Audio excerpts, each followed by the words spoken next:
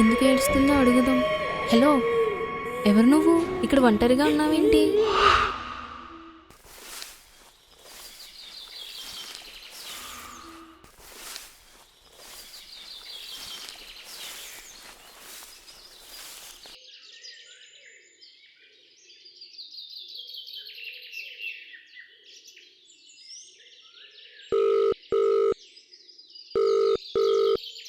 Hello, ఎవరు మాట్లాడేది? గోపి నేనే. అదే నేను మెరక పొలం దగ్గరకు వచ్చాను. కీర్తనేమో పై పొలంలో పామే తోటలో ఉండిపోయింది. చూస్తే పొద్దు అవుతుంది. ఒకసారి అలా వెళ్ళి కీర్తన ఇంటికి తీసుకెళ్ళిపో. సరే.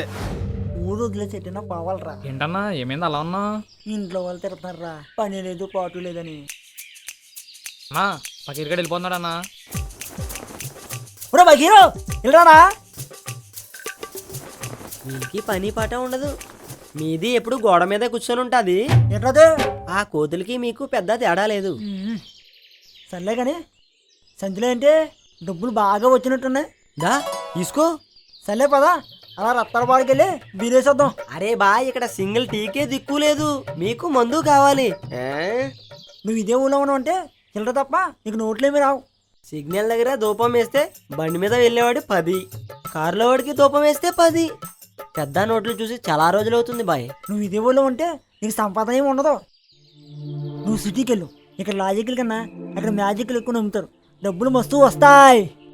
అవును బాయ్, అక్కడ చిన్న తాయెత్తు గురించి ఆస్తి తాకడ పెడేస్తారు.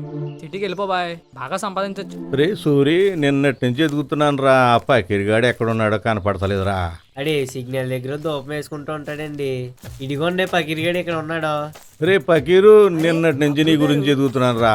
నువ్వేమో ఇక్కడే ఉన్నావు. అబ్బులు గారు నా కోసం వెతుకుతున్నారా? ఆ నేను ధూపం వేసి ఇప్పుడే వచ్చినాను. ఇంట్లో దెయ్యాలు భూతాలు తిరుగుతున్నట్టు అనుమానంగా ఉందరా. ఒకసారి నువ్వు రావాలరా. అప్పట్లో పాప ఏమైనా గట్టిగా వాడేవాడు కదండి, అది ఇప్పుడు దైవమే తిరుగుతుందేమోనే. ఎరా తత్తి కొడక. ఆ పాప ఏమైపోయాక నా ఖాతాలో 10 మంది ఉన్నారా ఇంకాను. మీరు మహానుభావులేను బాబా. మీరు చచ్చే లోపల సెంచరీ కూడా వస్తున్నామోనే. ఇంక సెంచరీలు కొట్టలేనురా. సొట్ట ఎలుగుతు